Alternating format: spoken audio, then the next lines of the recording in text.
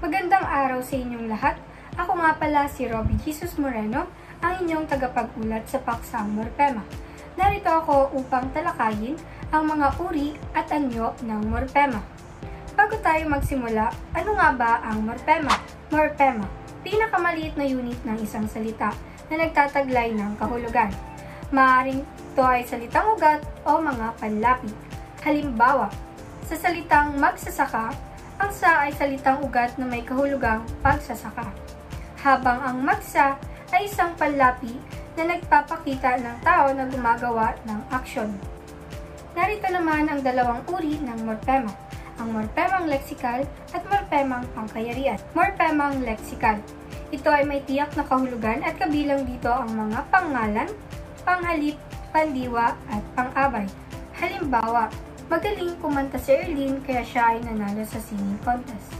Ang salitang siya ay ang naglalarawan kay Erlyn. At iba pang salita na magaling kumanta, Erlyn, nanalo, singing contest.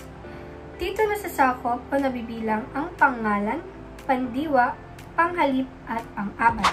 Morpemang pangkayarian. Ito ay walang tiyak na kahulugan at kailangan makita sa isang kayarian at konsepto ang mga ito upang magkaroon ng kahulugan.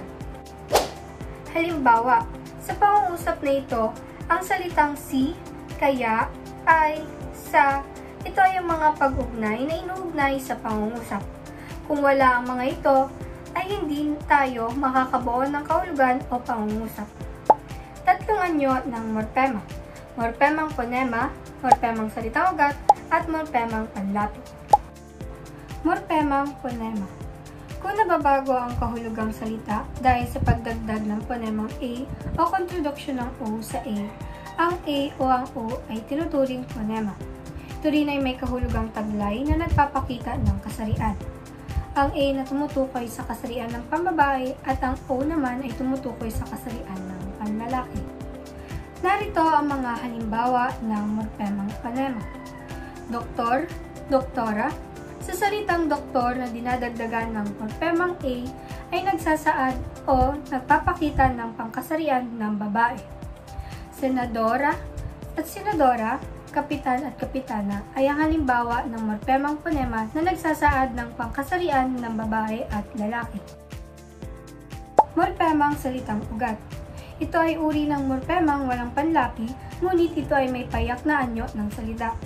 Halimbawa, ang salitang mga, tao, sayaw, kanta, takbo, sulat, ganda, punta, kain, laro. Ito ang mga halimbawa ng salitang ugat na walang panlapi at meron lamang payak na anyo ng salita. At ang panghuli naman ay ang morpemang panlapi. Ito ang mga morpemang ikinakabit sa salitang ugat na maaaring makapagpabago ng kahulugan ng salita, ngunit hindi ito nakatatayong mag-isa. Kinakailangan maikabit sa salitang ugat upang magkaroon ng salitang kahulugan. Halimbawa, sa salitang mag-ina, ang mag at ang ina. Maganda, ma at ganda. Pagsumikapan, pag, an at sikap. Pumasa, at ang basa. At dito nagtatapos ang aking pagtatalakay sa paksang morpema, mga uri at anyo ng morpema. Naway inyong naunawaan at may natutunan sa aking pagtatalakay sa paksang morpema. At yun lamang at maraming salamat po.